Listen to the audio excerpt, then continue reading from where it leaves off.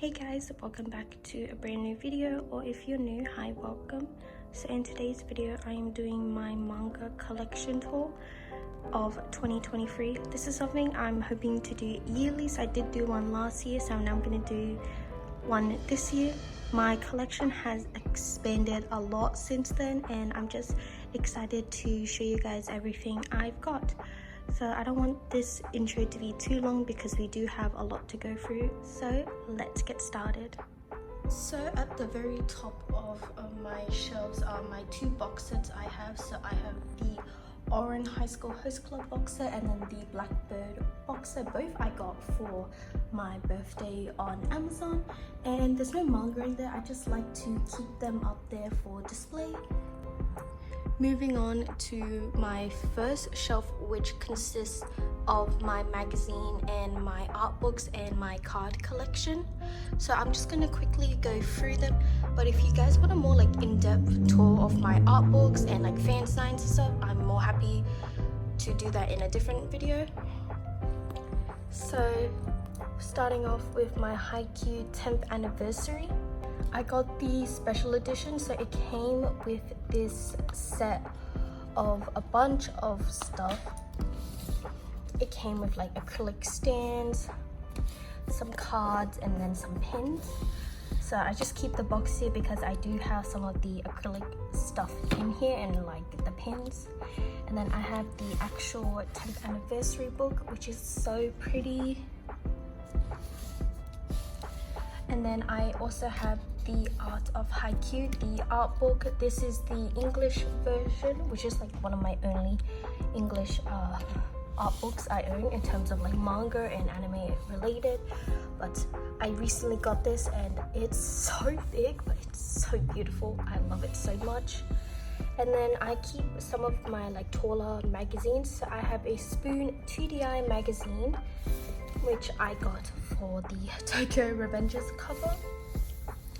And then I also have a Pash magazine, which I got for the Blue Lock cover and poster it came with.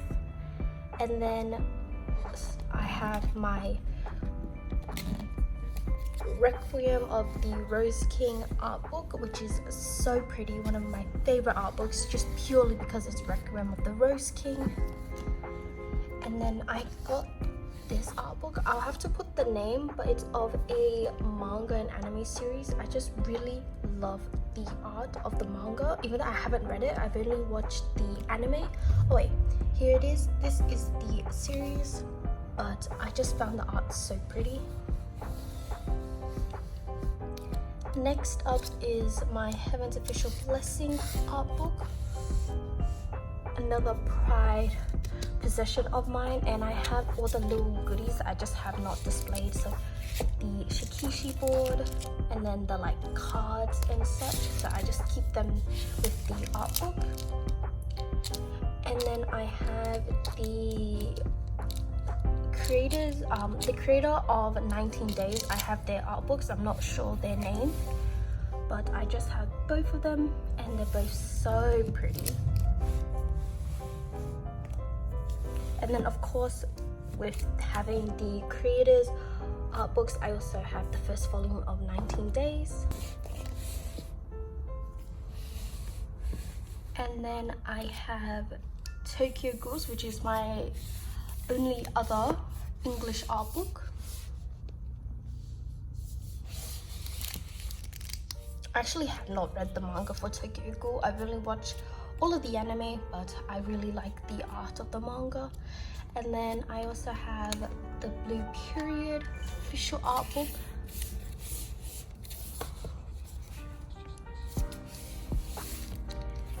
And then this one isn't technically an art book, it's more of like a guide. So it's to this game called Bingo to Alchemist. There is also an anime, but I picked it up purely because I love the design of this character. I have watched the anime, I did not really enjoy it, but I just love the character design, so I picked it up. And then I have Toilet Bound Hanako-kun, the art book. Such a pretty art book. I definitely need to read the manga for this one. And then we moved to all of my like fan designs, fan art books and such. A lot of these I just got from Twitter, or like Twitter projects and stuff. So first one is a Child and Zhongli fan design, the ship. And then I have a Project Sakai fan design.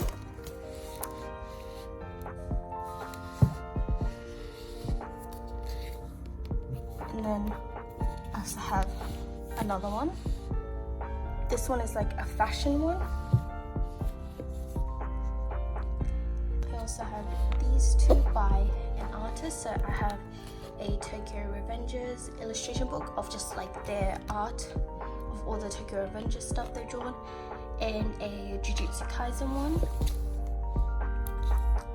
I then have this fan design of this Jujutsu Kaisen story, which is so cute. So I have volume 1 and 2.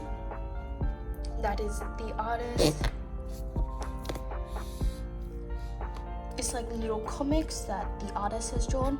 And then another art book I have is this one. It's practically just like people's like ordinary day lives, and I really like it. And then here we have my card binders. So this is where I keep all of my cards. If you guys would like a collection tour, maybe in a future vlog or something, I am more than happy to show you. But this one has just a lot of my full sets. So I have some Tokyo Revengers, some Blue Lock, a lot of Blue Lock cards and such, and my Project Sakai. And then this one is just full of hiii cards. And then we have my magazines.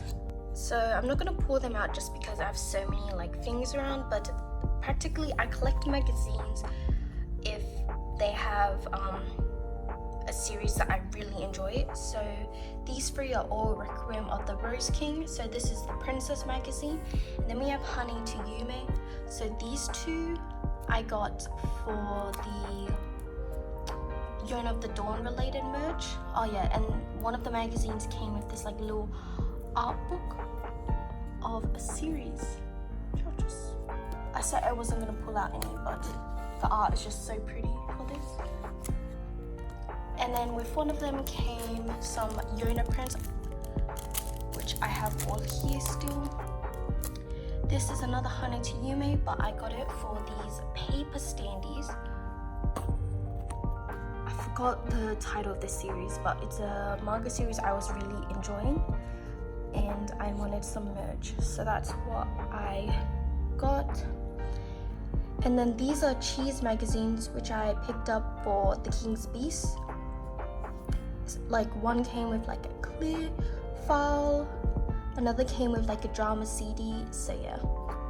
And then going through everything else that's on my shelf in terms of merchandise.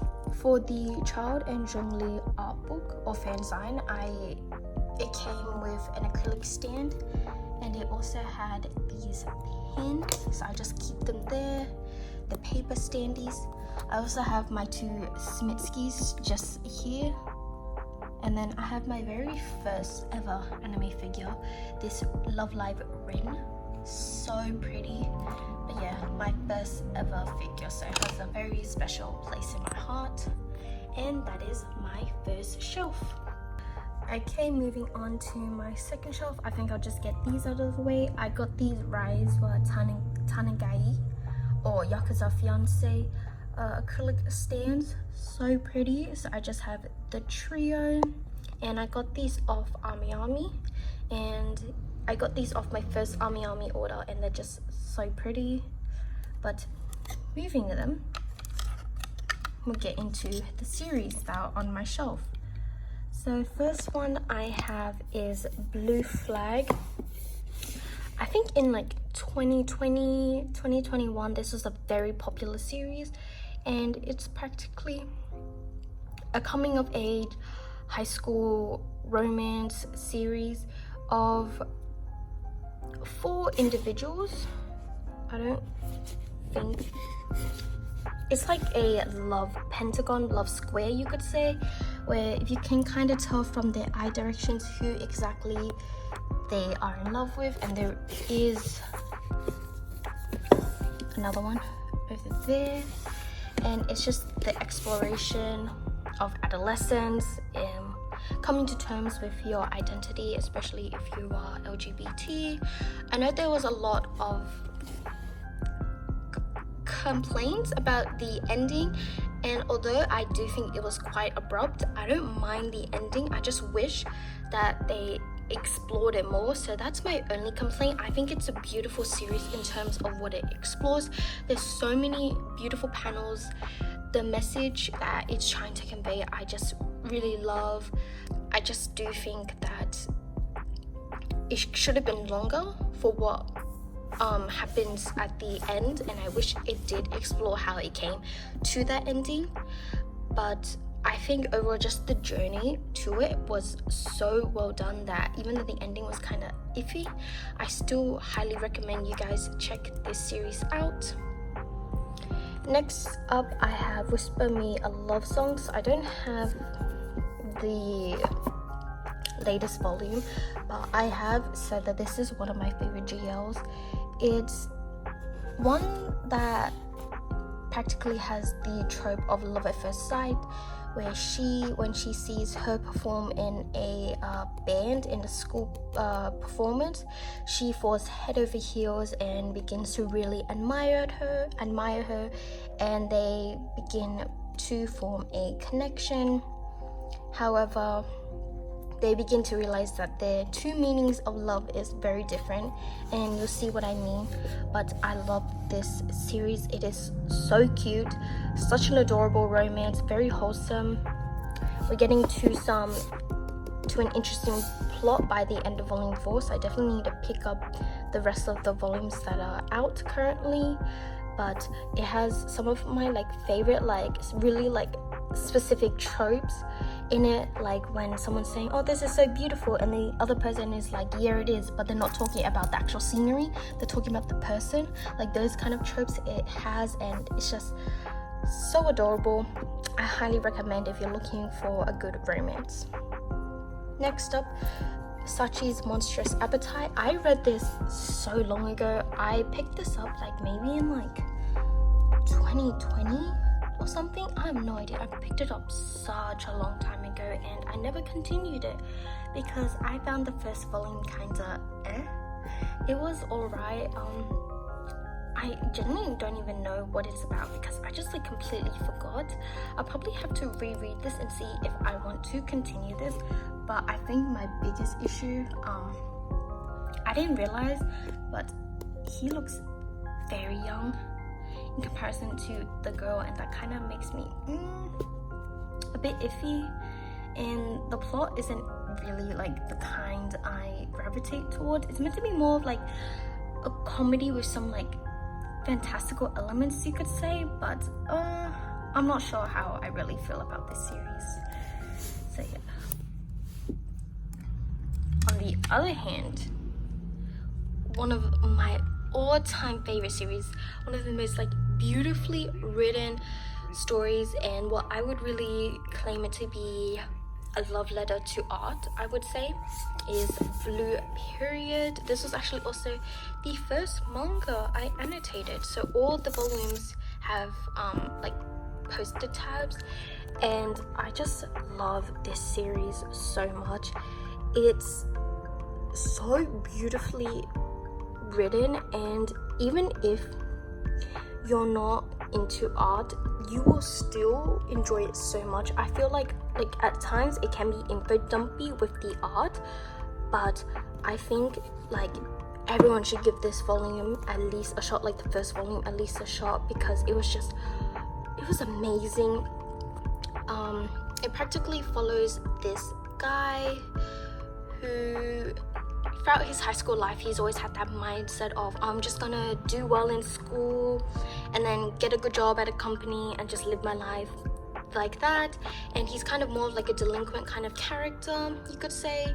But then he finds this one painting and he just like falls in love with the idea of creating art, and he chooses to pursue art as a career and go to like an art university and such.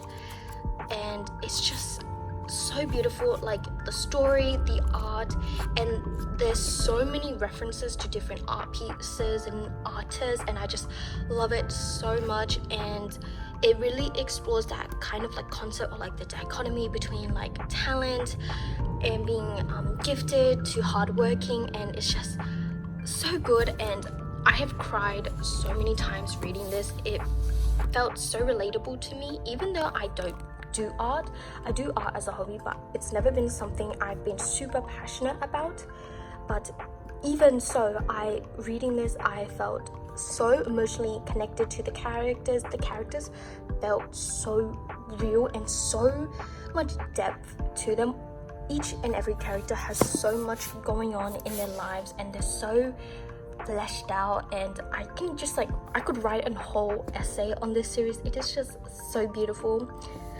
Despite this, I have not caught up, but I highly recommend everyone to check this out. It's amazing. Next up is Tokyo Revengers. So these are the omnibus from 7 Seas, and I think in the past I used to be a very big fan of Tokyo Revengers. That's to say I'm not like I hate this series now, but I think I need to get back into the series to really love it, because you know, it's been a while since I read the ending, so I have actually read the whole series already. So now I'm just like rereading the volumes, but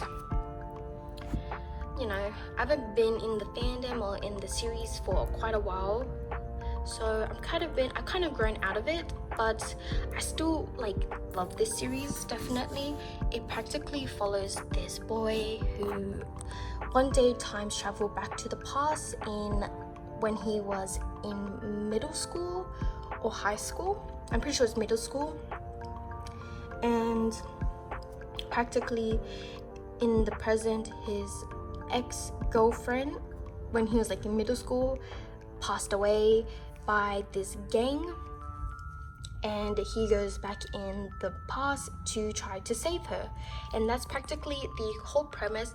However, I will say that the more you read, the more it deviates away from that plot, but I still really love it. I think what really makes it for me are the characters.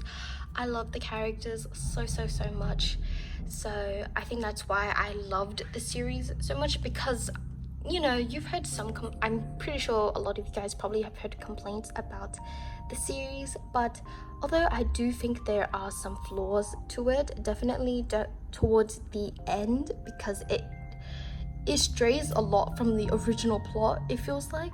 But I love this series so much still, despite what I said before. But I think I need to like pick up more volumes, and we're like really far into the series and I'm still on volume 4. I just have not picked up more of this series, but I really need to get to doing that. But yeah. Next up is Yakuza Fianc. So I also have a Shikishi board here because I picked up the first volume from Kinokuniya, and Kinokuniya was doing like if you picked up this volume you would get this free Shikishi board, and it is stunning. I love the art. And then I just have a random little like Flareon figure. So this is one where you kind of have to like suspend your disbelief in a sense, because we are following high schoolers despite what it may look like they are in high school. And it's practically about these two and how they have like an arranged marriage sort of setting, but we see that there's a lot more to their characters. This is definitely not a kind of series where you go in expecting these like perfect, like beautiful, like really wholesome, innocent kind of characters. They're definitely flawed, especially the male lead. He's definitely an interesting kind of guy, but I love the female lead. She's just like that strong, badass female lead, and she's amazing, and she knows how to put him in his place, and it's so good.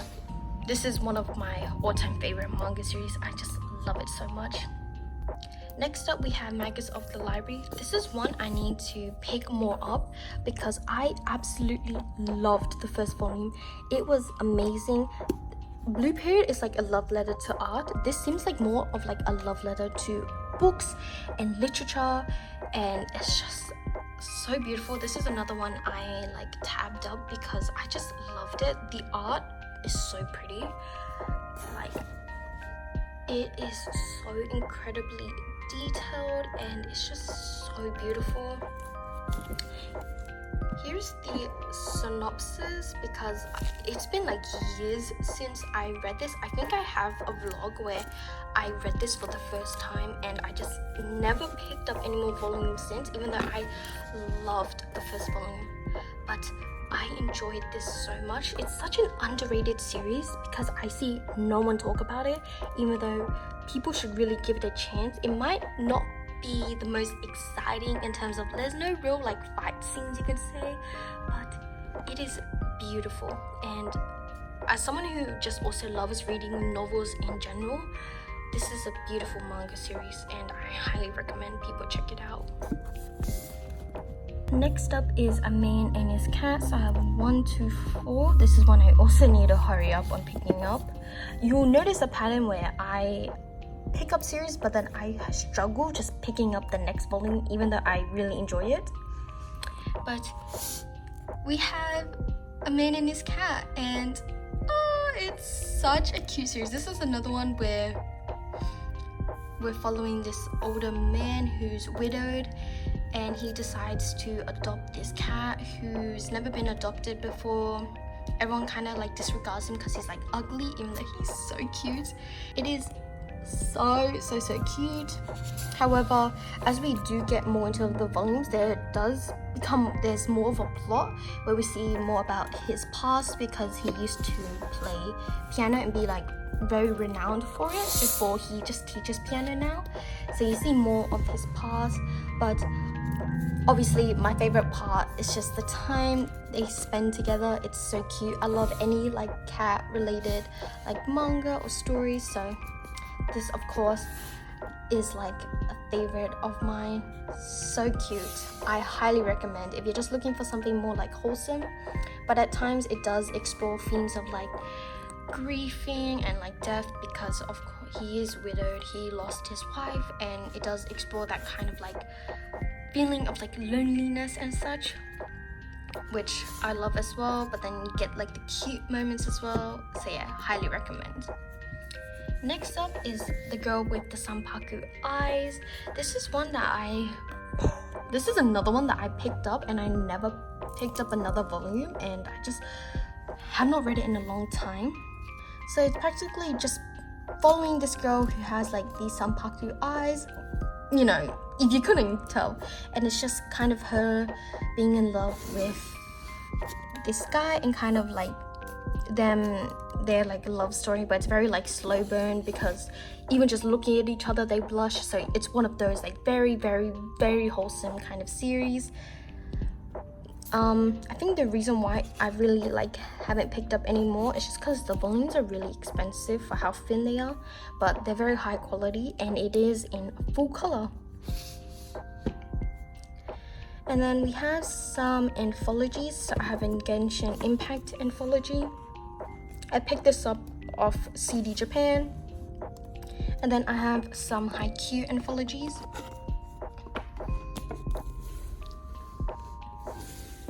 This one is by a lot of different artists, and it's just the characters in high school and their high school life. I got this off eBay. And then I just have a random volume here because it just like it fits the height, and that is The Girl the guy I'm in love with isn't a guy at all. So I have the first volume, and this is a recent like shjo I read that's become like a recent favorite of mine.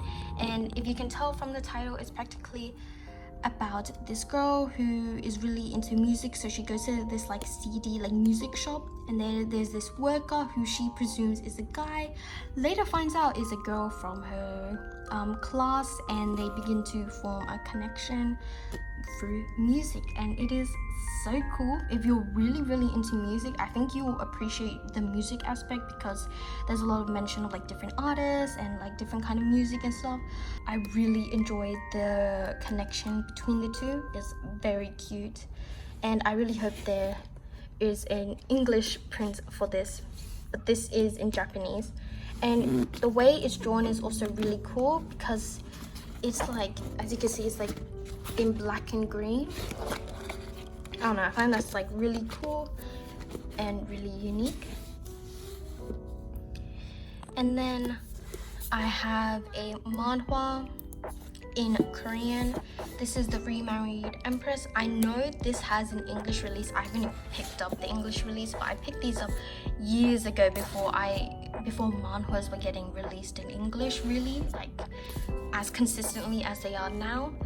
But it's practically about this woman who her husband picks up this new concubine, and now she's losing her position, you could say, where she's being neglected by her husband and such, and she chooses to remarry. And it's kind of her story of getting revenge on this guy, you could say, in terms of like, you know, getting remarried. And I love her. She's such like a badass. She's so powerful. She's just so cool. I will say you will get mad very quickly, because the husband especially is so infuriating, and also the concubine he picks up is also, oof, you know, yeah, yikes. But that is this shelf, which is, as you can tell, a lot of my taller manga. Next up is my, what I would like to call my like shjo rainbow shelf, or like colorful shelf. So I'll go through all the merchandise. So I have this Rem Price figure, and she's like holding these cats. So cute. I hate the base so much. It's like one of the ugliest bases in my collection, but she's a very cute figure. Up here I have this like fake grand order like gachapon I got when I went to an anime store. It's actually like meant to be like a clip, as you can see, but I just use her as a little figure. And then I have this Nendoroid doll. I forgot the name of the character, but she's one of my favorite Nendoroid dolls, despite how much I low-key like just despise Nendoroid dolls in general. But she's very cute, super pink. She's just like everything that I love. And then in front of her are these two My Melody, which I think is like my favorite, or like one of my favorites. I think she's currently like outranking like Cinnamon Roll and stuff, who was originally like my favorite. But it's this My Melody who's hiding behind a Chromie plush, and then this My Melody figure which I got from a blind box from Miniso. So this shelf has stayed the same since my previous collection tour. First series I have is Daytime Shooting Star by Mika Yamamori. This is one of those series of like a girl who's from the countryside moves to Tokyo during high school, and there is a love triangle, which is kind of weird because it's between her teacher and a student. But yeah, so she falls in love with the teacher, you could say, or begins to develop feelings. However, she begins to meet a classmate who begins to have feelings for her, so it's that kind of like love triangle. But this was a very cute series. I remember I really enjoyed reading it at the time. However, it's one of those series where at the time you really enjoy reading it, or you're having a fun time reading it, but at the end of it you don't really remember much. So this is a series I definitely need to reread, because I really don't remember much from this, but the art is very pretty. and I remember really enjoying it. Yeah, sorry, my memory is so bad. You can probably go to my previous collection tour and I'll probably talk more in depth about this, but my memory now is kind of a bit, so I definitely need to reread that. Next up is Takane and Hana, and oh yeah, these are all complete, by the way. And this is like, I would call it like a nostalgic series for me, or one that I hold a lot of memories to, because it is one of the first manga series I ever picked up. And it's practically about this girl. Oh, let me find a cover with both of them on it. So it's practically this girl who has an older sister who was going to go to an arranged meeting with this guy. However, her sister elopes with another man, so they ask her to take her sister's place, and practically they have a arranged meeting sort of situation, arranged marriage meeting like sort of situation. And it is an age gap. She's in high school, he is an adult man. However, I do think that for a large majority of it, the main focus is on just the comedy between the two, because they have a deal where whoever falls first kind of like thing is the loser. And there's a lot of like comedic happenings between the two. The drawings for some of the comedic parts are so funny. I just love the comedy in this. And but then as we do progress, we do get more serious.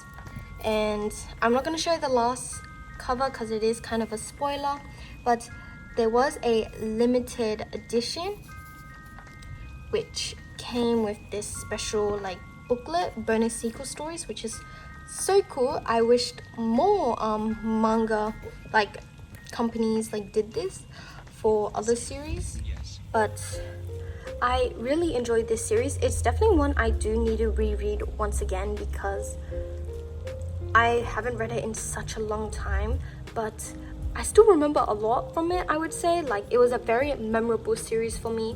And if you don't mind age gaps, or you can look past it, it is one I would recommend. The romance and comedy is so funny, and I just love it so much. And then on a more serious tone, you could say, I have Sacrificial Princess and the King of Beasts. So this is one where this girl is sent as a sacrifice to the beast land. So there's two lands, there's the humans, there's the beast land, and she is sent to the beast land as a sacrifice because in order to keep peace between the two, the humans send one young girl sacrifice to the king beast. However, he holds a secret where he's actually half beast, half human, and these two begin to form a connection, and you realize that they assume he eats the young sacrifices, but he really just lets them go. So she begins to see this new side of this presumably really scary, evil kind of beast, and they begin to have a really cute romance between the two. This one is one, if you're looking for something that's definitely more like political, because their romance does develop, I would say, pretty fast. They begin to really have like a mutual respect and love for one another. And then we get more into the politics in terms of like the different like species and the humans and that kind of stuff.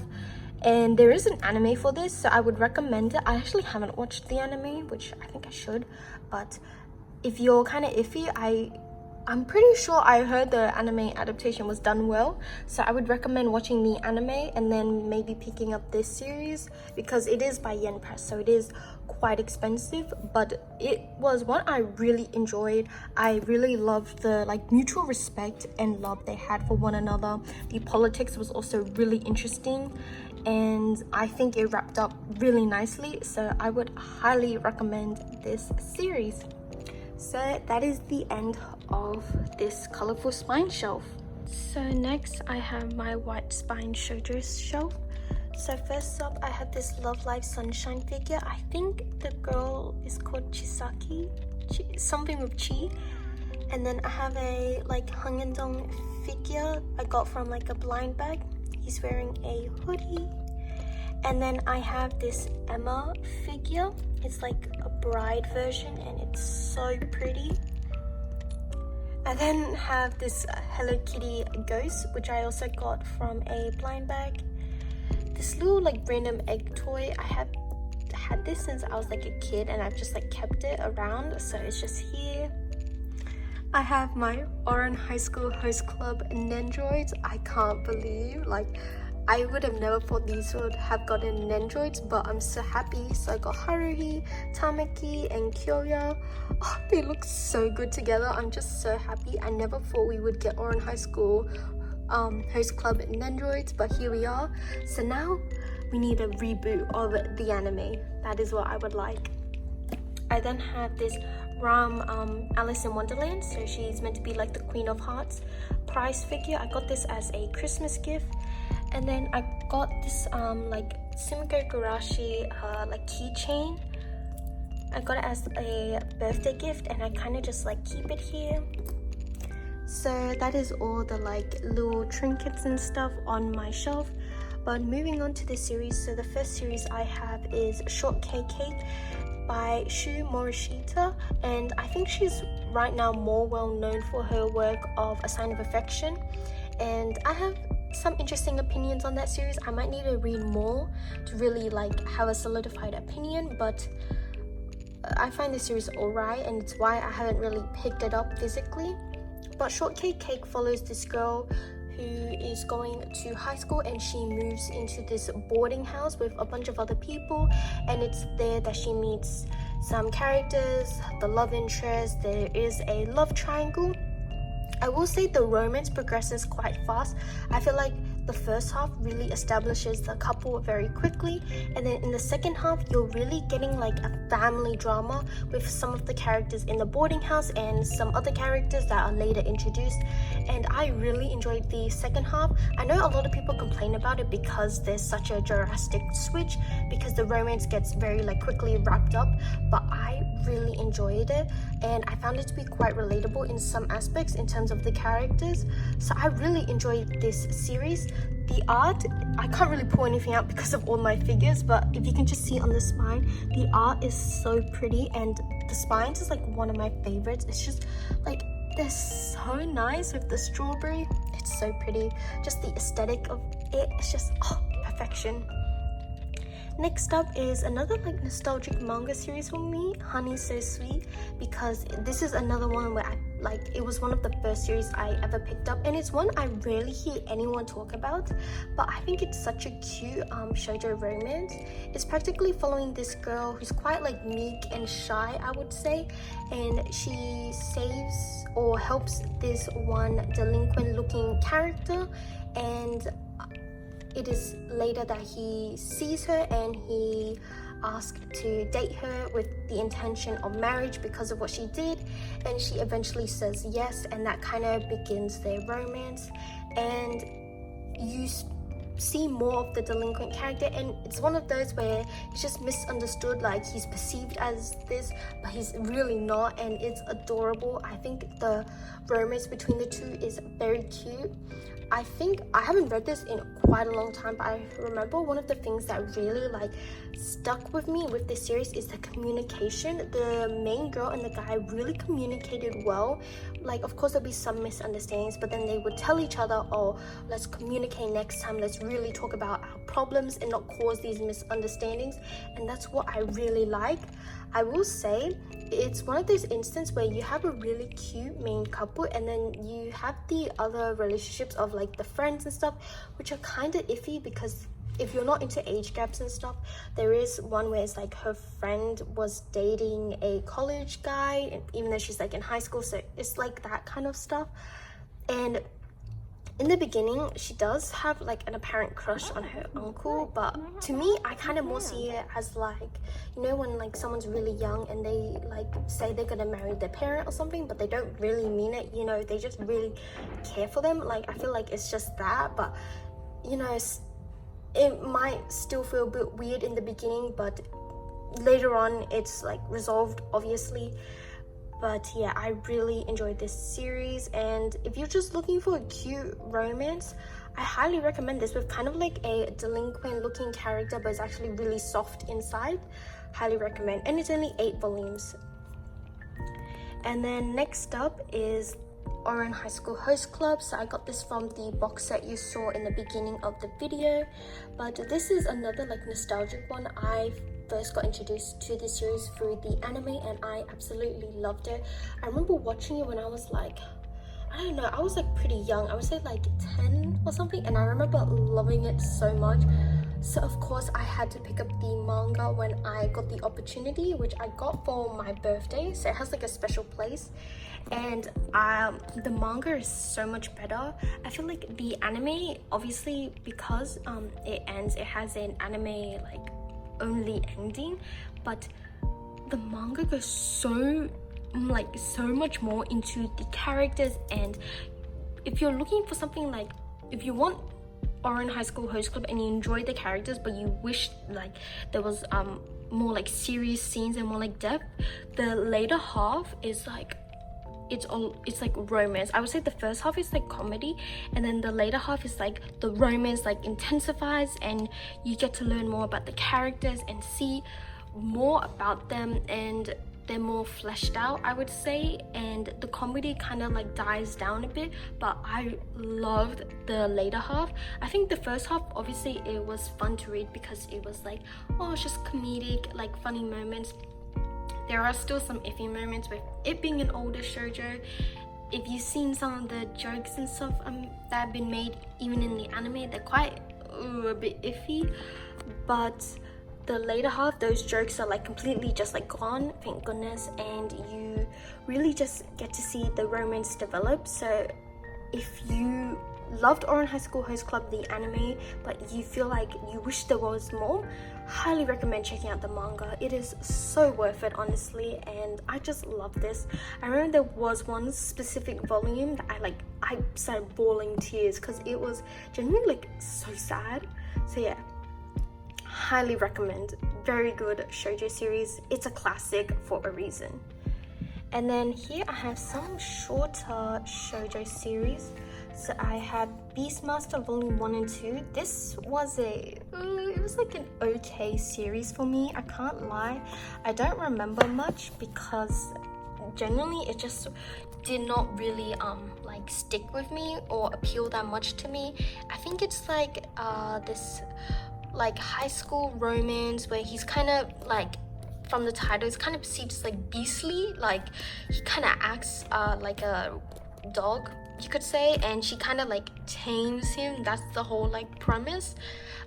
Yeah, kind of weird, but I don't know, I just think it was alright.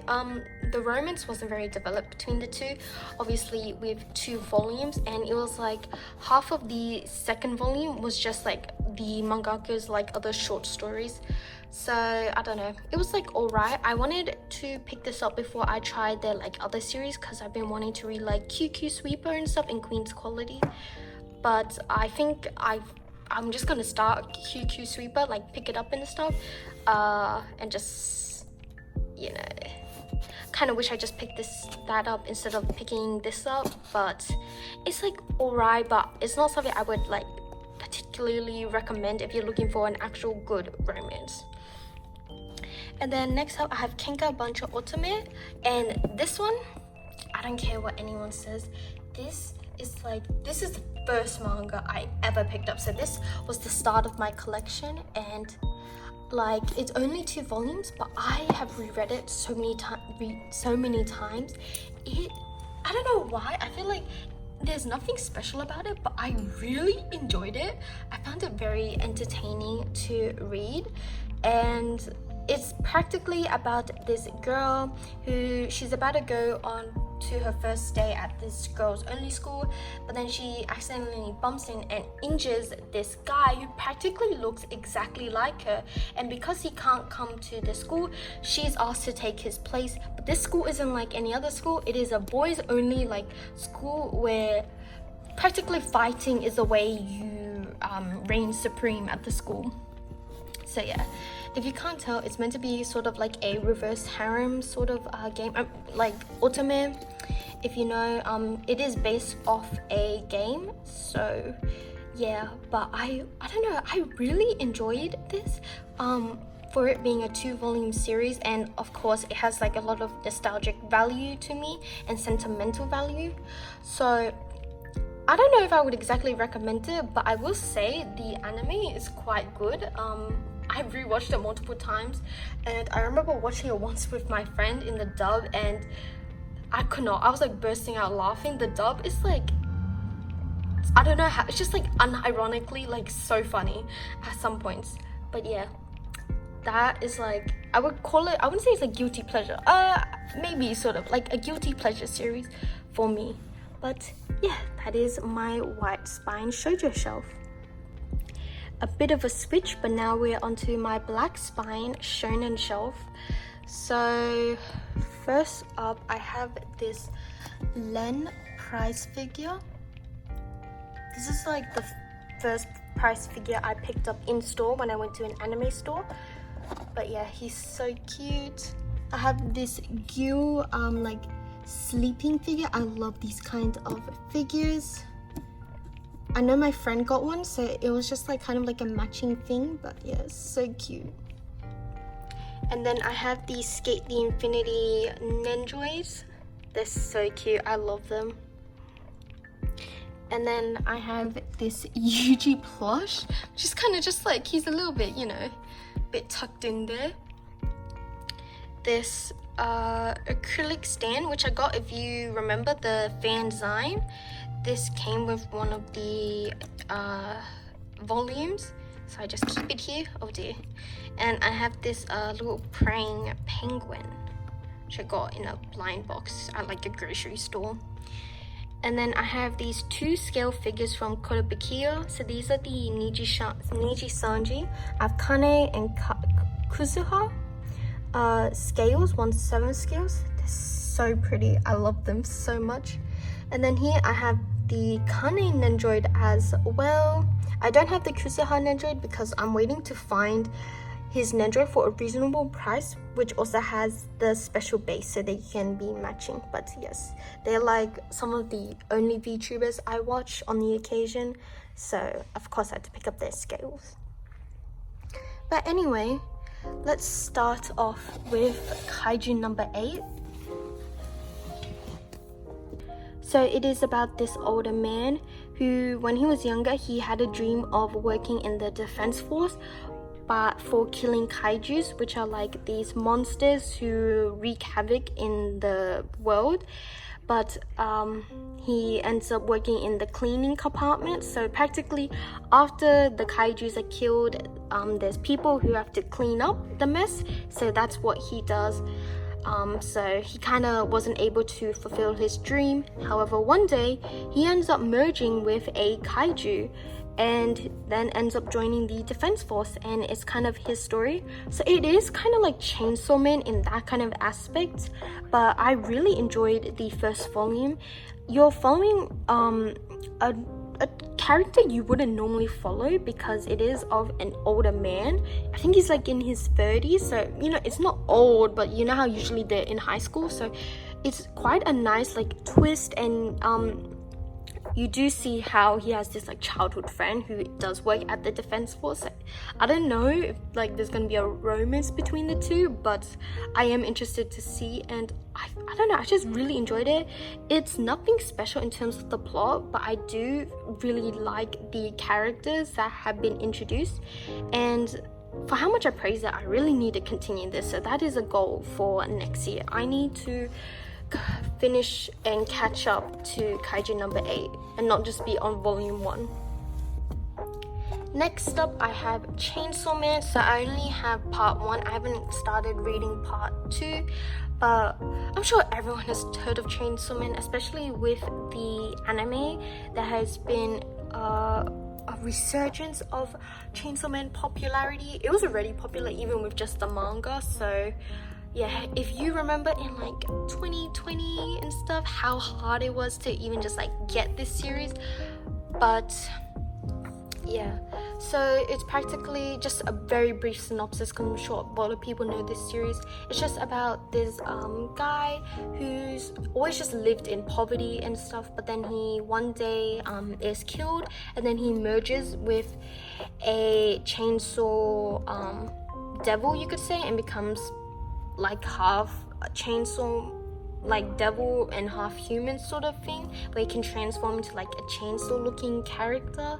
And because of that, he then joins the force of who kills these devils and stuff. Not the greatest synopsis, I do apologize. Let's see. Practically, yeah, Puchita, devil dog, but yeah.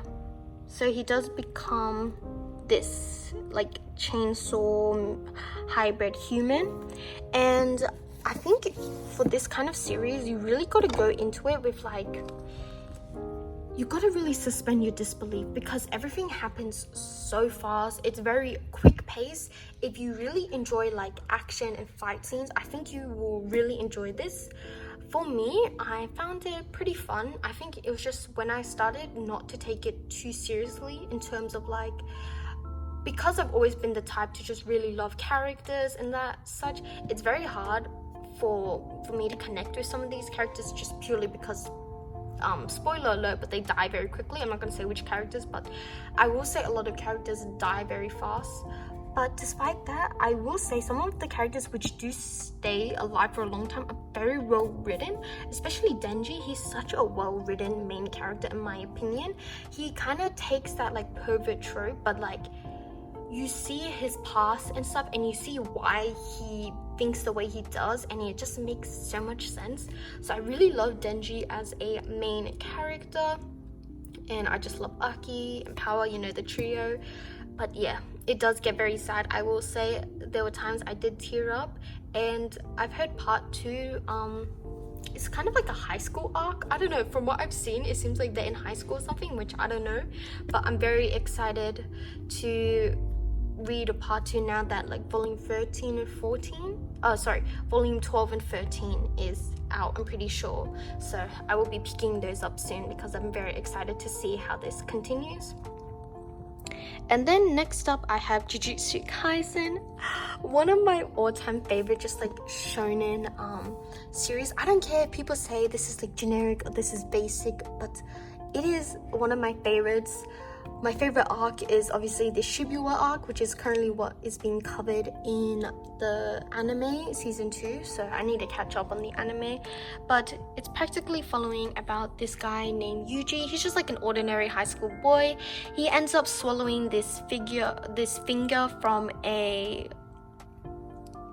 curse called Sukuna, and he ends up kind of having Sukuna's abilities, you could say, or having Sukuna kind of possess him.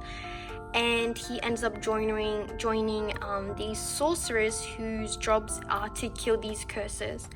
So it's kind of like, once again, people will say it's a very like generic sort of shonen like battle fight kind of thing, but I really love the characters. The characters are what really like make me love this series. Like Yuji, I just love all of them. Like, it's so hard for me to actually, there are some characters I dislike a lot, but like the sorcerers, a lot of the sorcerers like Nanami and stuff, Gojo, you know, I can't help but just love them all so much. So I don't care what people say, but I highly recommend you check it out. Check out the anime. The anime is amazing. The fight scenes are so like well animated and such, and actually I would definitely recommend watching the anime first before picking up the manga, in my personal opinion, just because I've always said this, but I've always preferred seeing fight scenes animated rather than drawn. I think it's just easier to tell what's happening. So I highly recommend checking out the anime first if you're kind of like still wary, and then pick up the manga. I also have this like guidebook in Japanese. I know this is getting printed in English as well. Probably will pick up the English release, and I don't know if I'm gonna I don't know if I would want to sell this or not, but yeah, I do have this as well. So yeah, that is my Black Spine shonen shelf. We are now onto the final shelf, and I think you'll start noticing a pattern where I just kind of organize by vibes, because this is my black spine shoujo shelf. So I have rises for these two series, and the rises I use are from Daiso. So at the top I have Blackbird. I have 1 to 18 with the illustration book. This is from the other box set, and this is one of the more controversial shoujos, I will say, and I can see why. There are some definitely interesting scenes, and yeah, some very interesting scenes, I will say. This is one that I would say is more of a mature kind of shoujo, because there is, I wouldn't say it's not explicit, but it's hinted at, and some of the things that are covered and dealt with are definitely more on the, I wouldn't recommend it for a younger audience. But I don't even know how to describe this series, honestly. It's about this girl who had a childhood friend, but then the childhood friend moves away, and then she ends up getting attacked by these like yokai and stuff, because she has this like special blood, you could say. Blood, she has something special with her, and that causes yokai to attack her and harass her practically. And then her childhood friend later comes back, and she later finds out that he's actually not human. He's actually like a yokai and part of this like group of like crows or something. And in order to protect her, they have to like marry or date or something. Yeah, I don't know, it's really weird. I don't think I'm really properly explaining this series, because this is just from memory. I think I did have a manga vlog where I did sort of like talk about this series from memory, but it is an interesting series, I will say, definitely. In front of it is one of my all-time favorite manga series. I think you guys know how much I adore this series, and that is Requiem of the Rose King. I cannot believe I finally have it complete with volume 17, but practically this is very loosely inspired by some of Shakespeare's work, Henry VI and Richard III, I'm pretty sure. And practically it's sort of that premise. However, the main character is instead intersex. And obviously back in the days, this was a very like foreign kind of concept, something that was deemed as unnatural, and thus he is believed to be like the spawn of Satan practically. So practically it's just him trying to rise to the throne whilst trying to hide that secret. This series is definitely one for a much older audience, I will say, but if you're interested in kind of like political sort of series, I would highly recommend this one. There is also some romance. Actually, there's quite a bit of romance, I would say, and especially like the later half, the romance definitely becomes more prevalent. But I love this series so much. I think it's such a bingeable series. If you're looking for something to binge read, I would highly recommend this. It's so easy to just like read through it. I love this series so much. I've always raved about it so much throughout all my hauls and stuff. I definitely need to reread it, because I haven't really read it since, because it has ended, so there's no real content for me to really consume. But I definitely need to reread it. Another plus is the art. It's just beautiful. If you could not tell, like, the art is so pretty. I can't help but just like stare at the art sometimes when I'm reading this series, because it is just beautiful. And then here, so in between the manga, I have these like postcards which I got from the magazines, and then I have this Requiem of the Rose King, this like small version of like an art book, and also like a character guide.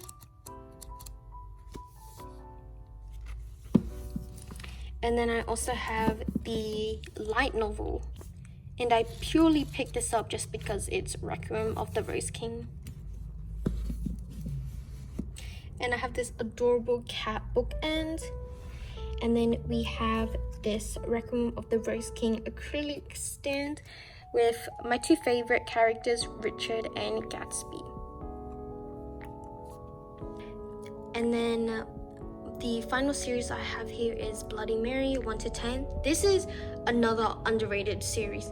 So underrated. It is such a good series. It is about this vampire who wants to die and this priest, and they kind of come into this contract where they work together, and by the end of it the priest gets to kill the vampire. I'm pretty sure it's been a while since I read this. I know they come into some sort of like contract with each other, and it is like hinted romance. There's no real like romance in terms of like there's no like kissing or anything. However, it is implied. I'm pretty sure it is actually confirmed by the mangaka, but there is like a romance or like connection between the two, as you can tell. But yeah, this is a really like underrated series. I really enjoyed this. It is so good in my personal opinion. I highly recommend. And if you didn't like already like see from the cover of volume 10, beautiful art, so pretty. Highly recommend. If you're looking for something kind of like vampire, that whole gist, highly recommend. Very good. And it really goes into the characters and the motives and stuff, and I really enjoyed it. And then I have this little like plushie which I got from Temu. Pretty sure I put that in a haul as well in like one of my vlogs.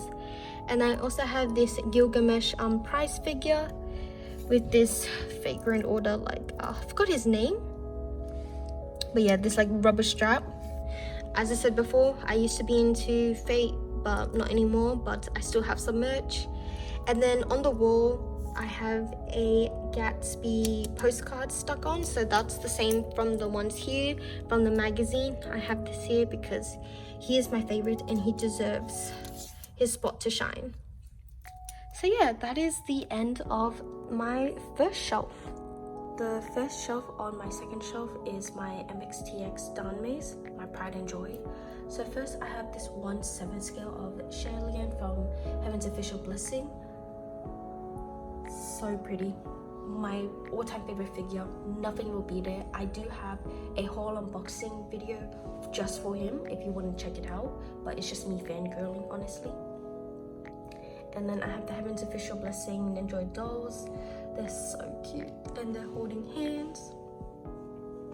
I have Scum Villain, except I don't have both of them because these are like so overly expensive, and I really hope Good Smile re-releases them because I need them together, but I just have him for now. And then not Nendroid dolls, but Nendroids, I have MCDS, the Year of the Bunny Nendroids, which are so cute. I love them so much. And we have the little like bunnies. I'm so obsessed. But yeah, I try to have like, as you can tell, like a pairing from each series. It's just so sad how neglected Scum Villain is. But first up I have the manhwa. So I have volume 1 and 2 of Heaven's Official Blessing in Chinese. And then I have 1 to 8 of the Danmei, and I love this series. I think you guys know how much like I'm obsessed with this series. I highly recommend everyone to go read it. It's amazing. Such good romance. They have one of the cutest like relationships ever. I'm so obsessed, and I can't believe it's already ended. Like I remember reading the last volume and I was like so depressed, honestly. I was like tearing up because it was over, but it's so good. I highly recommend. And I have this like little acrylic stand, and then I have this like butterfly that I got from the art book. Next up we have Scum Villains. I have 1 to 4. This was the first Danmei out of MXTX I read. Actually, I think it's the second, sorry. It was the second, and I can't believe it's so underrated. People don't like this series, and I don't know how. It's so good. It's kind of like a reincarnation sort of series, and it kind of like doesn't take it too seriously, except there are some quite like serious moments. It's just because we're following the perspective of him, kind of turns into like a comedic sort of route. But I love this so much. Amazing. Like, I don't get how this could be neglected because it is so good.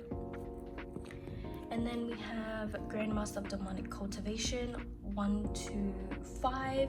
This was the last one I read, and despite that, I still loved it. I loved all of MXTX novels. They're also good. I highly recommend just checking out the donghua and then the manhwas and then reading the danmeis. Actually, any order is fine because they're all so good. Honestly, I had such a fun time reading all of these. So many tears were shed in all of them, but they're all such amazing series. MXTX, amazing. I just love her. And then I have the wooden, I have the standee from the special edition from Heaven's Official Blessing. So all my last volumes are special editions, but yeah, so that is my MXTX shelf. Amazing, beautiful, I love it. Next up is my miscellaneous shelf. So continuing off from my danmeis, so I have my MXTX danmeis and then I have the rest. So I only have these 3 so far because these are the only ones I've read. The rest are on my unread shelf. So the Husky and his White Cats, I have 1 to 3. I have volume 4, but it's currently on my table because I'm reading it right now. But this is a series that's very different from MXTX. I would heed the trigger warnings because there is quite a few, because you are following very morally grey kind of characters, and it is super angsty. It's so sad. There is a lot of miscommunication, a lot, I will say, but I really enjoyed this, and I'm having such a okay, I would say fun time, because is it really a fun time if I'm crying every single volume? But yeah, it is very depressing, but just seeing the growth between the characters and kind of seeing them kind of come to a realization and stuff is it's so rewarding. But I heard volume 4 is the happy arc before it gets worse, so I'm kind of scared, but it's very sad, very, very sad. I think if you've heard of it, you'll just hear people talk about the pain it created, because honestly, the pain is so sad. And then next up is my only other Korean manhwa, and it's Hisu in Class 2. So this is a BL manhwa, and it's following about this boy who people come to for love advice, and one day we have this guy who comes up to him asking for love advice, and he is kind of perceived as this more stoic kind of guy, someone you wouldn't think, oh, he's in love with someone, really in love with someone. And then obviously we find out who he's in love with, if you can guess. But yeah, such a cute one. This is really, really wholesome and cute. I highly recommend it if you're just looking for a really cute, wholesome manhwa. I need to reread this, it's been a while, but I clearly love this series enough to buy the physical copies.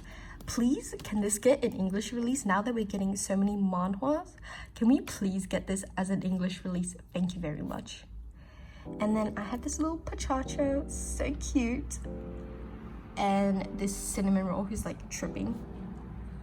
And then next up we have all of my shorter manga here practically. So next up we have Classmates.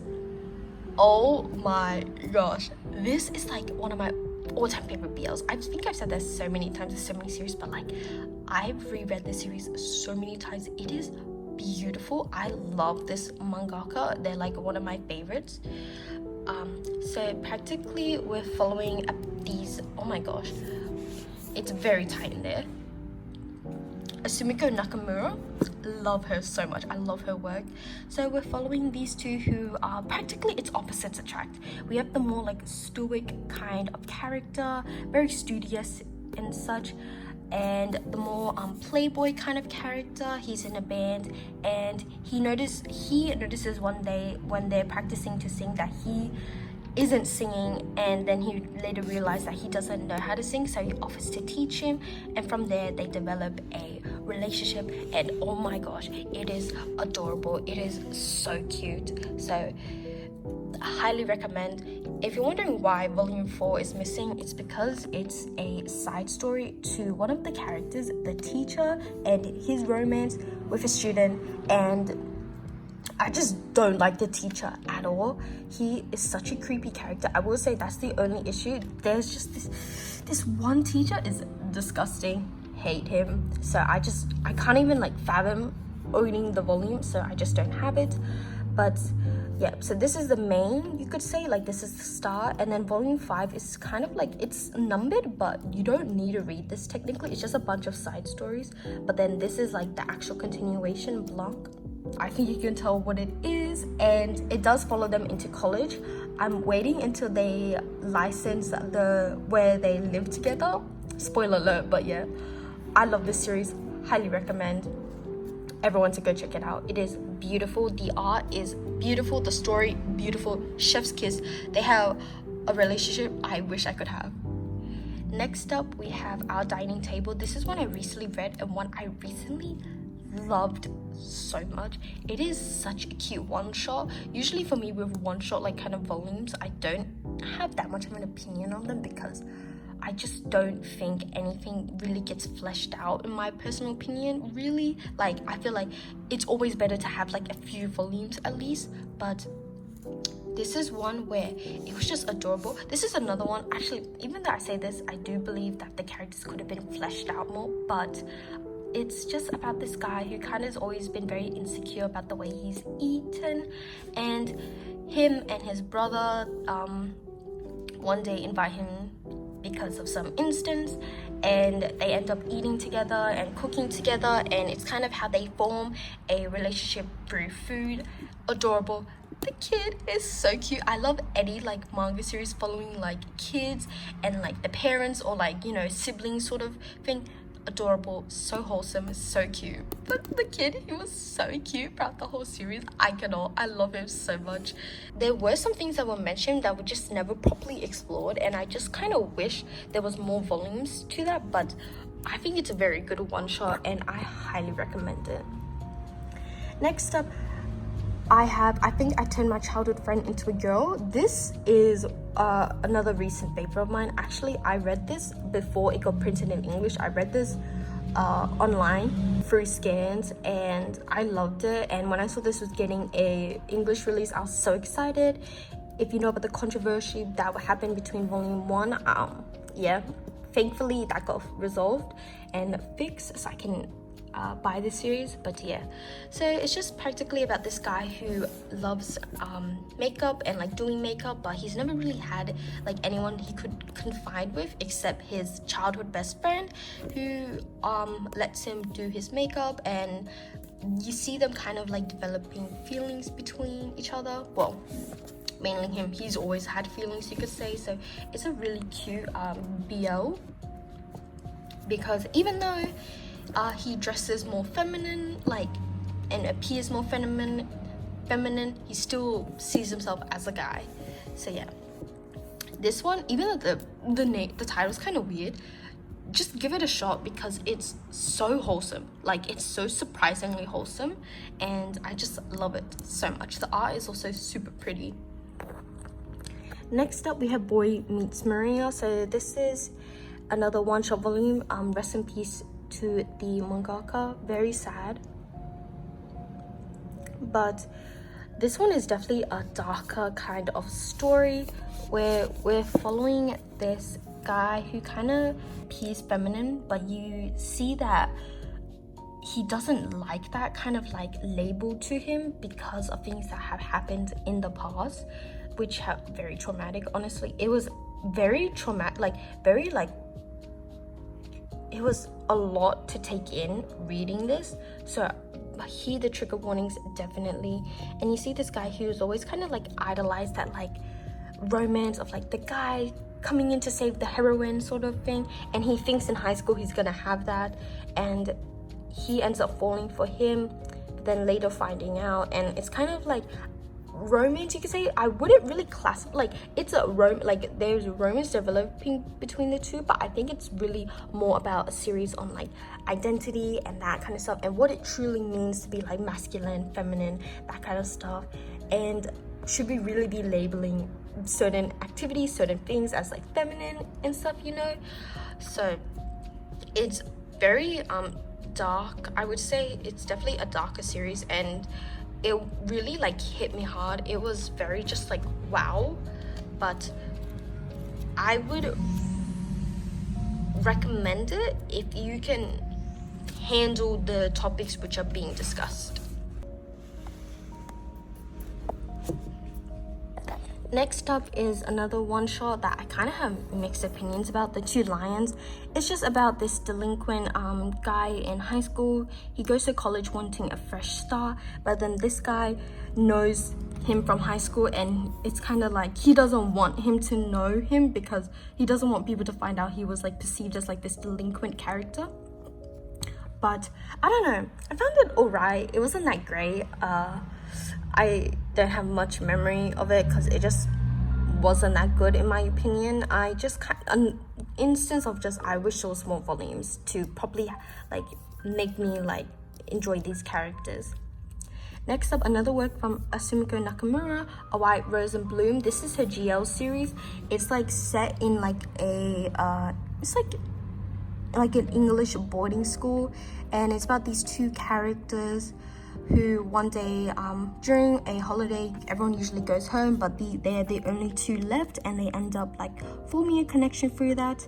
This is a very slow release. It's only like 1 volume per year, so yeah, I think volume 3 like just came out in Japan, so you can imagine how slow the releases are. But I love this. It deals with some like topics that I just wouldn't expect it to like follow, because it does talk about kind of like refugees and that kind of stuff, which I was very like shocked to read in a manga, but I really enjoyed this. The romance, you can see, is kind of slow. You can tell feelings are being developed, but there is some drama ensuing because of that, which you'll find out if you do read it. This is another one I just highly recommend. Next up, we have Red Riding Hood and the Big Sad Wolf 1 to 2. This I just don't care for. I don't enjoy it. It's meant to be a twist on like Red Riding Hood, where she's kind of like mischievous, kind of like sadistic, and then the wolf who likes to cry. Yeah, I did not enjoy it. It's like my least favorite manga in my collection, so yeah. Next I have Otome Mania. This is one that took me by surprise. It's kind of just about this girl who works in a otome company who makes like otome games, and you kind of learn about the process, sort of. I don't know how realistic it is, but the mangaka did say they went to go research, so I really enjoyed this unexpectedly. I highly recommend it if you can get it for like a cheap price. I don't think it's worth it for its original price, but if you can get it for like a cheap price, I recommend it. It's pretty good. Next, we have the Pet Detective Agency. So this is another one that I was just like meh about. I found it alright, but I don't think it was like anything exceptional. I will say the art is definitely the best part of the series, and this is like a really high quality volume. It's like it has like flaps and stuff, and this is like a sleeve, but yeah, unfortunately I just didn't enjoy it that much, even though I was so excited to read this. I genuinely don't even remember what happens, but yeah. Next up, we have Mr. Minimart. This is another one that I was so excited to read, but once again, I just don't know why I keep on trying like one shots, because like there are some like few good one shots, like Boy Meets Maria, Our Dining Table, but then there's just like a lot of them I just can't get myself into, because I just don't think there's enough development in to really like have a fully fleshed out story. I don't know, maybe that's just me, but yeah. Next up, I have 7 Days, Monday to Sunday. This is my first Sublime manga, and it's one of those series where it's like this guy, if you confess to him on Monday, he will say yes no matter who you are, and he dates you until Sunday, I think for a week. And then this guy, as a day, ask him out, and yeah, I remember reading it. I found it alright. Once again, a lot of these are alright, sorry, but yeah. Yeah, I need to reread this because it's been like a few years since I've read this, so I can't say much on that. Next up, we have Given 126. This is like a classic. I feel like a lot of people know this one because it did get an anime. I highly recommend watching the anime before reading the manga, just because it is a music series, so it honestly, the music really enhances the series and the songs are amazing. But it's just about this guy who's in a band, and then one day he hears him sing and he kind of is like, hey, can you join my band as a singer? But you find out that he has a lot of like past trauma and he's still dealing with the death of someone. I don't know if the manga synopsis spoils it, but yeah. And you kind of see how throughout the series it's kind of just dealing with the themes of like grief and loss and such. Very good. And then we have like my Japanese volumes, which are technically taller Japanese volumes, but they are the size of the small ones. Oh yeah, and I have this little like penguin plushie I got from a friend. So first I have Don't Be Shy. This is kind of like these two like rival, like not gangs, they're like gangs, but like they do good things, they do good deeds. So yeah. And he has a crush on him because of what happened in the past, but he doesn't know. He's like completely oblivious because the way he acts with a crush is he gets really aggressive and really mean, that kind of stuff. So it's a lot of misunderstanding until they come to an understanding with each other. It's very cute. Highly recommend. I'll put the Japanese titles because I don't know the names, but this is another one that I really love. If you can tell, the art is beautiful. I'm not going to pull them out just because it's so tight in there, but there's just a beautiful series about an assassin and a blind man. Beautiful, beautiful. Highly recommend. And then we have this series where we have this guy who loves like this one like kid show, and he watches the plays, and he finds this actor who plays his favorite character like perfectly, and he kind of falls head over heels for him, and they kind of develop a relationship, and the plot twist on who the guy is wow. But yeah, these are all like beautiful. Just I love these. Obviously if I bought them in Japanese, I must love the series enough to buy it.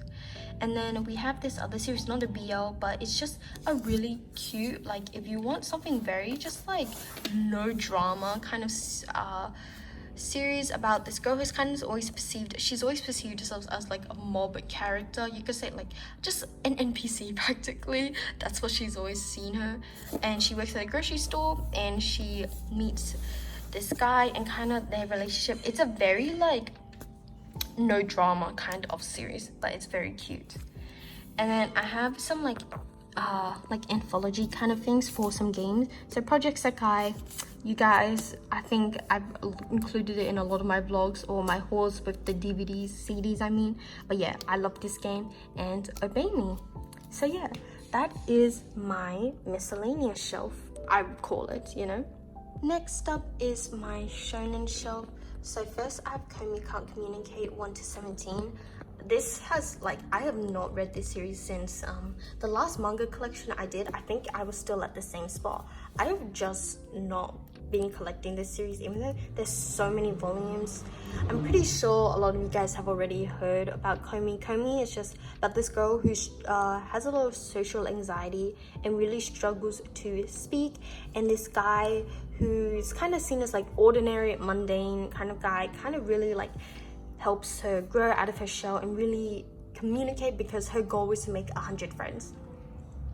But yeah, I really like the relationship between Komi and the guy. I forgot the guy's name, sorry, but I don't know, I feel like some parts it just gets really dragged on, and I've seen the direction of where the manga is going, and I just don't like the continuous like addition of like another girl getting in the way of their relationship. And I'm like, come on, like honestly, the love triangle between these, like I actually didn't mind it because I love her as well. She's adorable, and you see how despite the like love triangles, they still become really close friends.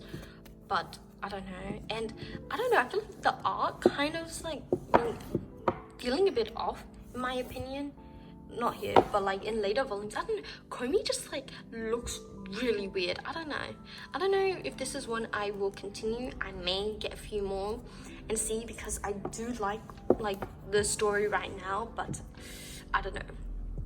And then I have this like bootleg like Miku figure thing. I don't even know.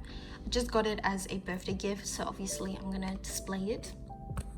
And then the only other series I have here is The Promised Neverland. This is one that I would say I just don't hear people talk about anymore because of the anime, and I think the anime did it so dirty, because season 1 was amazing and then season 2 happened and that was like an atrocious like mess. It cut out the best arc in my opinion. But yeah, this is practically about these like orphanage, you can say, but you find out these orphanage are actually farms, like human farms, and they're all gonna become meat for these like monsters who are in charge, and it's them like trying to escape, because they're all very like smart characters. I would say these are like smart kids, definitely. But I'm so sad this series doesn't get talked about because of the anime. So if you just enjoyed the first season, I just recommend reading the manga. Don't watch season 2, just read the manga because it is amazing. I love this series so much. It's one that I definitely need to reread. I say that for a lot of my series because it's just been so long since I've read some of them, but this is one I definitely need to reread because I love the characters as well. It's so good. But yeah, it's very sad what happened to the second season of the anime. And then we have this like cute like Emma figure, but she's like a cat, sort of. Yeah, very cute. And then I have no spot to put it, so he's just here. I have this Kuroko basketball scale, 1/8 scale by Mega House, I'm pretty sure. This is my first ever scale, so he has a special place in my heart. But I need to get the Kuroko's basketball manga so he can like have a proper spot, because he's just kind of been like everywhere. But yeah, love him. So yeah, that is my like shonen shelf, you could say, like one of my other shonen shelves. The next shelf is another miscellaneous shelf. I think this is just all shoujo, but there's no real like rhyme or reason why I put them all together. But first I have this little like toy, Lily's Pet Shop, because I was obsessed with these as a kid, and I kind of just like kept a few for memories.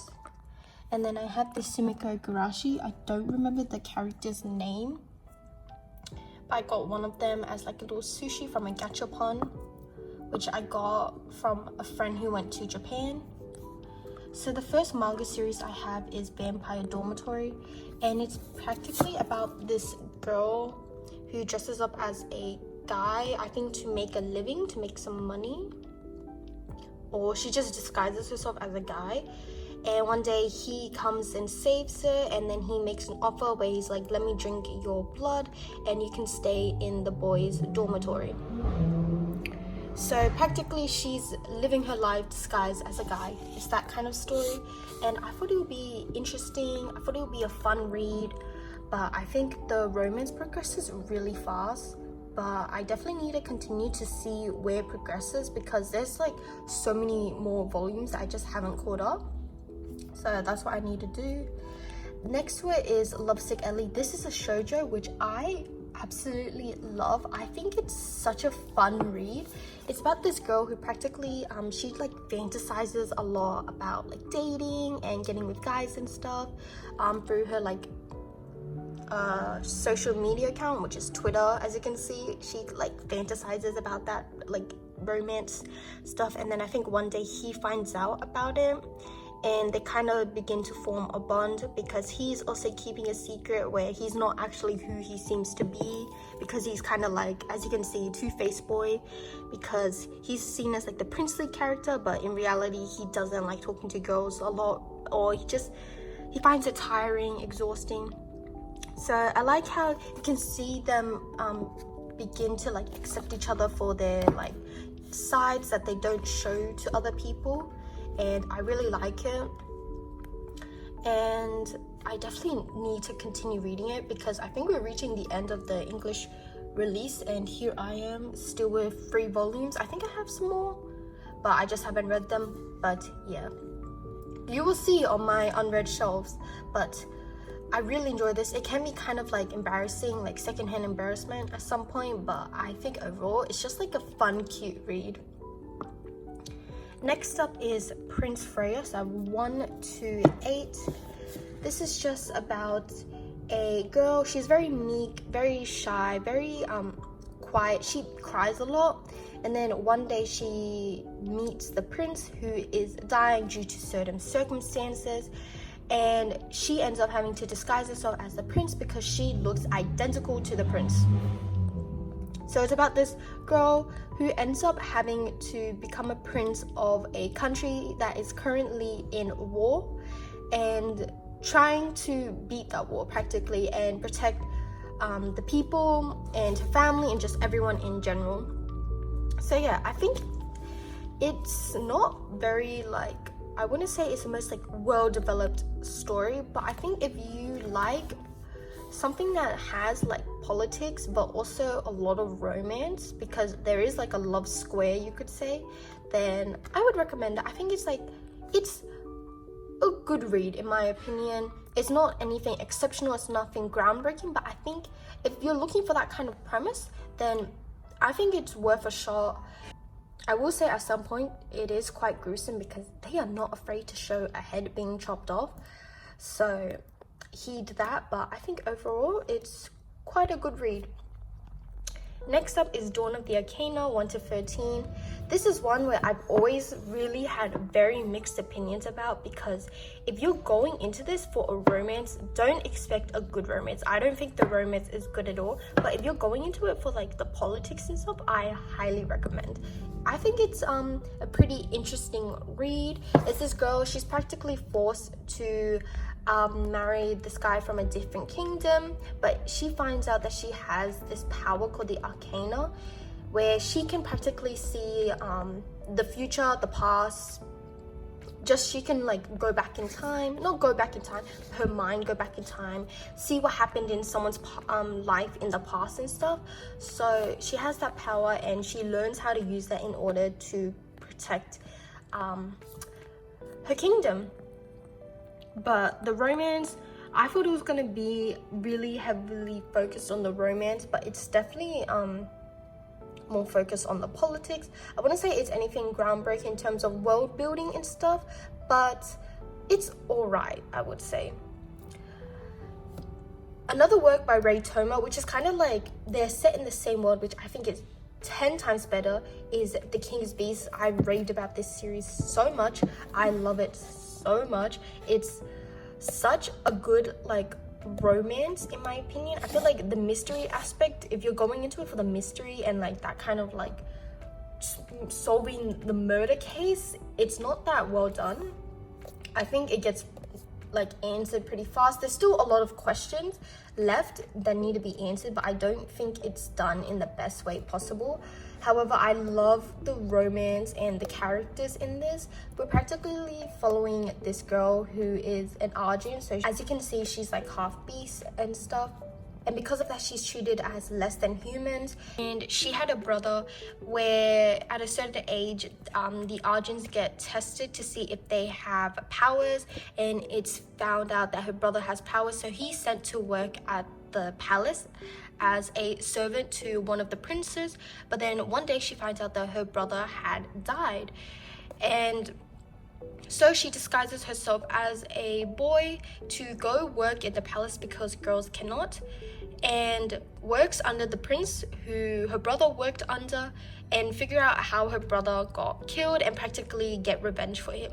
So I think the mystery part is alright, but I love the romance so much. I think you can guess who, but it's so good. I love this series so much. I rave about this series a lot, and I just highly recommend it. I think it's way better than Dawn of the Arcana.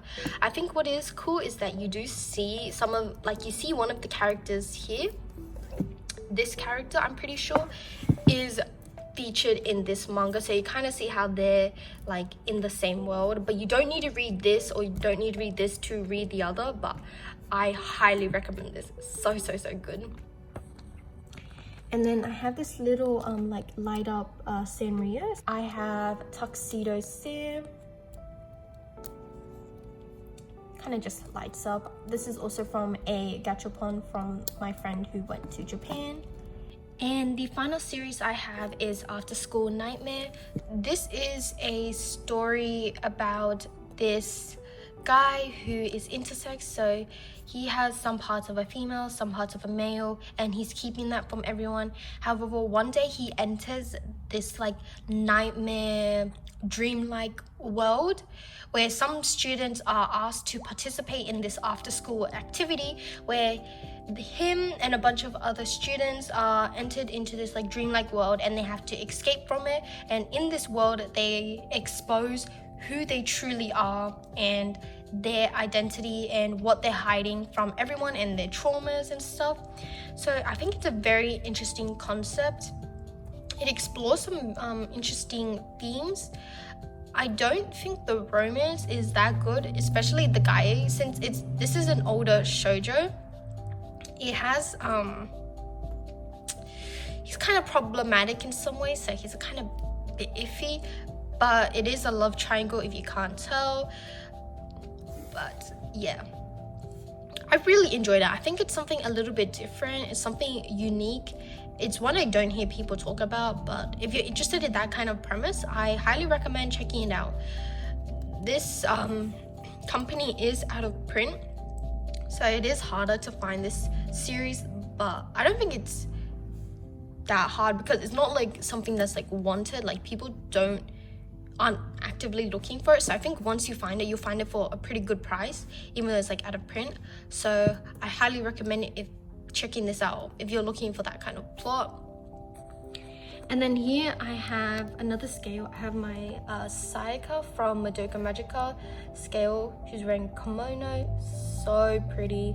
This was my first ever figure I got from Ami, and that led to my downfall. And then I didn't show this before, but I have this like hanging cat on my shelf, and I just think it's so like goofy. It's so silly, oh dear. But yeah, I just have this on my shelf as well. So that is this shelf. Next up is another shelf with no rhyme or reason to why they're organized this way. So first I have this little figure of Kiki, very cute. And in front of it, the first series I have is That Blue Sky Feeling. So practically it's about this boy who moved to this new school, and he sees this guy who he kind of gets interested in like, oh, just who is he? And he later finds out that this is a guy that's quite ostracized in his school because he is gay, and despite that he still becomes friends with him, and you later see them develop feelings for each other. This is a coming of age story about a boy just trying to find out his identity, his sexuality, who he is as a person, and I think it's a really just like nice read. I will say the only thing is there is an age gap with this guy, his past relationship. The mental sort of character is his ex-boyfriend who's in like college, so that's kind of weird. But besides from that, I think everything else was done really well. Next up, this is so good. Okay, so this is How Do We Relationship. This is a GL series, and it is so good.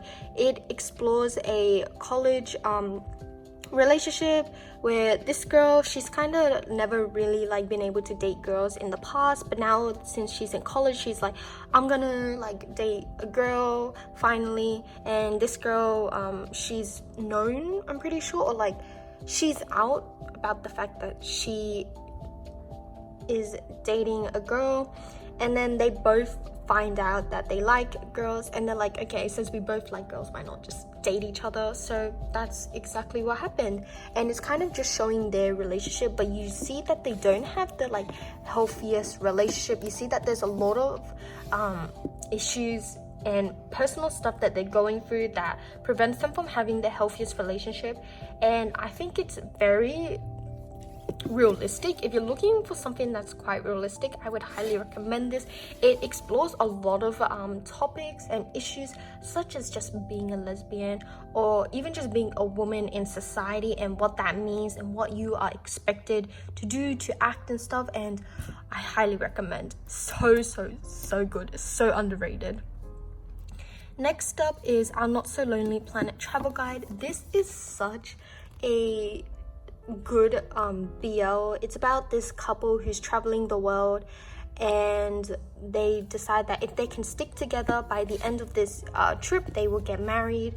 But you see how one is definitely more open about their sexuality, and one who, since he was born, raised in Japan, and how Japan is still quite homophobic and such in terms of the LGBT community, he's very reserved with his sexuality. And you see how throughout this trip, him exploring these different cultures, these different beliefs and views from different cultures, how he begins to come to terms with his sexuality. And you see how they have a lot of discussions between that. But just another thing as well, it's just the art is beautiful. You see how they explore all these different countries, and it's done very respectfully. I really enjoy it. Highly recommend. Next up is Puppy Love. So this is a story about this guy who's been very stressed at work, and the only real comfort he gets is visiting this pet shop, and there he meets this guy, and they practically, I say this all the time, but they form a connection, eventually form a relationship. I don't remember much from this, but I remember it being quite cute. It was quite cute and wholesome, but it wasn't the most memorable series in my opinion. Next up, I have Those Not So Sweet Boys, that 1 to 7. This is complete, and it's following this story about this girl. Where's the girl? This girl, practically, her family is quite poor, so she works a job even though that's not allowed at school. And then she one day gets found out by the principal, and the principal makes a deal with her where he's like, I'll let you keep your job, I'll give you an even better job, and you can work even though it's not allowed, if you can bring these free delinquent guys back to school who've been skipping class. And you see how there's a lot of reasoning to why they don't go to school, and throughout the series you kind of see more about these characters. And I don't know, I feel like there was nothing exceptional about the series. There's nothing groundbreaking, but I enjoyed it so much. I really enjoyed this series. I know this is the mangaka's like longest work, because usually her works are like 3 volumes at most. So this is a longer work, so you can see at some point you can kind of tell they struggle to get it to be this long, it feels like at some points, but I really enjoyed it. I don't know, it's nothing groundbreaking, I just loved it so much. I really loved the main girl, her resilient nature, her optimistic outlook on life. I don't know, I just really liked it, and I would recommend it. Next is Love of Kill. I know this is quite a popular series, but it's one I just like, I don't know why, but like I've been struggling to just like pick up the rest, so I only have 1 and 2. Kind of forgot what it's about because it's been so long since I've last read this, and I definitely need to continue picking up the volumes, because I ended up enjoying it on my second read. Because the first time I read it I was kind of iffy on it, but the second time I ended up really enjoying it, so this is one I definitely need to continue reading. Next, I have Bungo Stray Dogs. I 1 to 3, so I'm very behind on this as well. But it's practically just a story about how these characters are based on real authors, and they have these abilities. So it's just kind of about that, and I love it. I watched the anime first. I loved the anime so much, so I had to get the manga. It's just Yen Press is killing me with their prices, so it's been a struggle. And speaking of Bungo Stray Dogs, I have these ninjoids. I have 3 of the characters, so cute. Chuya, Dazai, and oh gosh, Akutagawa. Sorry, I did not know how to pronounce his name, but yeah. And this Daza acrylic stand who kind of looks out of place because I just generally don't know where to put him, so he's just chilling here. Next up, I have I Cannot Reach You. It's about this childhood friends to lovers BL. Very slow burn, I would say. A lot of misunderstanding. One is in love with the other, but the other is completely oblivious and has no idea. And you just kind of see them come to terms with their feelings. And I found it alright. It's nothing exceptional once again, but it was quite nice. I always love a childhood friends to lovers, so I definitely need to continue. I have volume 2, but I have not read it yet, so I need to hurry up. Next up, I have Sasaki Miyano. This is a very popular one, and for good reason. I really enjoy this series. I say this and I only have 3 volumes, so I definitely need to pick up my pace with a lot of these series actually, but I loved this series so much. It's about this boy who loves reading BL and this older classmate who discovers that, and they begin to form a connection over BL. Even though he doesn't read BL, he does for him, and it's so cute. You see how accepting he is of his hobby, and I just love that so much. So adorable. Highly recommend. There is an anime and movie for this, so I definitely need to watch that because apparently it's very good.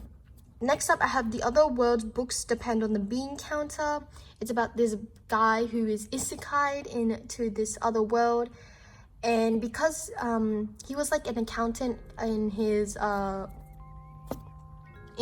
world, or our world, it was in society, like Earth. He decides to become an accountant in this isekai world because he's like, no one's managing this money properly. I'm gonna do it because I don't know, he's a workaholic. But this is an isekai BL, and I loved the first volume. I have volume 2 and 3, but I haven't read it yet, so that is what I need to do. Next, I have the maid I hired recently is Mysterious. I bought this when it first came out and I just never continued it. I think it's alright. It's just about this maid who's mysterious, and I think my favorite part is the art where her eyes are always colored purple, and I think that's so cool amidst the black and white. But I think it's kind of weird because the kid, he's like an actual like child, so I don't know how I feel, because some scenes I'm like, oh, would you really be doing that to a child? So yeah, I don't know. I might pick up the next volume because I found the first volume alright, and you see there's a lot of like mystery, like you want to know like where she's from, why she's staying with him, even though the kid has like no parents or anything and stuff.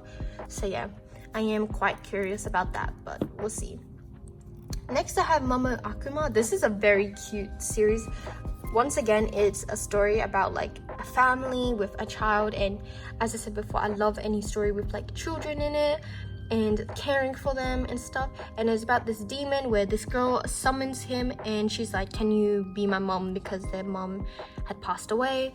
And I think it's quite sad at some points, but it's also very wholesome and cute. As you see, this demon, even though he's like a demon king or something, you see how he's putting in so much effort to really be a mom, and I love it so much.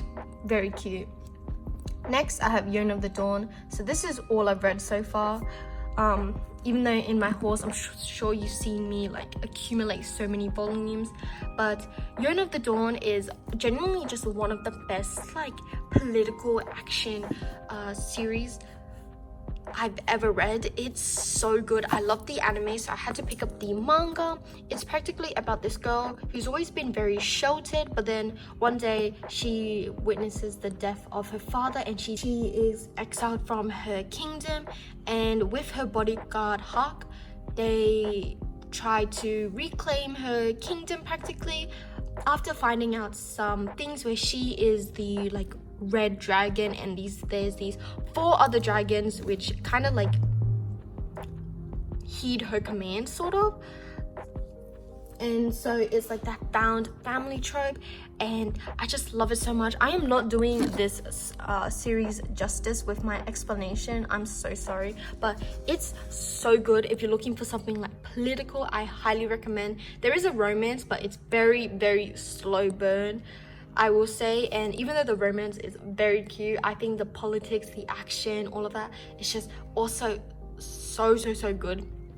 It's always that series that's recommended where it's like, if you don't read shoujo series but you want to try, they recommend this, and I can see why. It's very good, but I just think regardless, like ignoring demographics or anything, everyone should read it. It's amazing, even though it's quite long, but I highly recommend. And I have a Japanese volume here of Yona because it has this like little booklet, very cute. And then I have this Yona acrylic stand. This is from a Hana to Yume magazine. And then as you can see here, I have some pop marks. I love collecting the Hirono ones. So I have 6 of them so far because they're quite expensive, but they're so cute. I love collecting them. I just love the design of this series, so I just had to get them. So yeah, that is this shelf. Onto my final shelf is my Japanese manga. So at the very top, with the same rises from Daiso, it's all of my Tokyo Revengers, well, up to 26. This is because I got this before the English was released, but I do have some like character guide books, and I have this other Tokyo Revengers book. And then at the front is all of my like shoujo Japanese manga. I have this like Chihaifu guidebook, which I'm so happy I found. A lot of these are from used bookstores. I got them, if you can tell from the yellowing. So a lot of these I got from used bookstores. But yeah, just because of how difficult it is for me to like pull them out and stuff, I have talked about all of these series either in an unboxing video or in my previous collection video. So you can go check them out, or if you're just curious, just ask me in the comments and I'll be happy to answer, just because there's so many and I don't want this video to be too long. But there is also the Tokyo Revengers acrylic stand I got from AliExpress, so it's not real. And then I have these sleeping figures from Tokyo Revengers. So I have Mitsuha, Kazuha, and Mikey. And then I have these Tokyo Revengers Sanrio acrylic stands. I just put them at the front. And then I have some more Tokyo Revengers acrylic stands. I just have some Takamichi and Chifuwa ones because they're my favorite characters. And then here I have a Chifuwa pop-up parade figure. So I have a lot of Tokyo Revengers merch. But then I also have here my Project Sakai CDs. So I have quite a few just because I love collecting them from Ami, and I just happen to always buy them, so I just have them here. And then when I first bought the CDs, the first time I bought them, I got them from CD Japan, so it came with these prints. So I just put them up here to add some, you know, flavor to this shelf. So yeah, that is the end of my second shelf. So now I'm on to my last shelf. So I have 2 bookshelves, but this one I'm doing purely for books. So I just left all this space for all of my books. And this second shelf is gonna be my manga, but as you can see, there's a lot of merchandise. But my first shelf is my purely haiku shelf. So I have 1 to 45, so I have the complete series. I have read this whole thing and I love it so much. I love haiku. I've always loved haiku. I loved the anime, and especially during that quarantine time, I really began to love this series because it really helped me become closer with some people. Honestly, I'm gonna be for real, like just meeting people who got into anime because of haiku. It's such an amazing volleyball series. It's so good. Even the like, I wouldn't call them villains, but even the opposing teams, you can't help but sometimes just want to root for them. I just love all the characters so much. I love this series. I cannot wait for the movies, even though I know it's not gonna do the manga justice just because of how much there is to cover, and it's only gonna be covered in like 2 movies, but I loved reading the manga. It was so good. So first I have some acrylic stands. So these I got from the 10th anniversary, and I'm just using it on this riser I got from Daiso. So I just got some of my favorite characters here. And then I have my Nendroids. So first I have the Hinata and Bokuto exclusive Nendroids that were in like a convention, but then Good Smile put them up online, and they're so cute. I love the little crow and owl. And then I have my Hinata and Kenma Nendroid. I put them together because I love their like friendship. It's so cute. And then I have Akashi because he is my favorite character. And then up here I have this like little Yamaguchi plush. And then I have these acrylic stands. I have this Hinata, Kenma, and Akashi because these 3 are my favorite characters, and it's like this Sanrio collab, and I wish I got more, but I was just on a tight budget, but they're so cute. So yeah, that is my hiii shelf, and I'm obsessed with it. I love it. I love how they all fit on one shelf, and honestly, this is another like pride and joy of mine. Like, I love this series so much. If you haven't checked it out, I highly recommend it.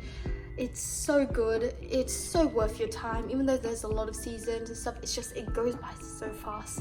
It is amazing. All the characters are beautifully written. I just love this series so much, and I can just like, I could go on for hours and hours about this series.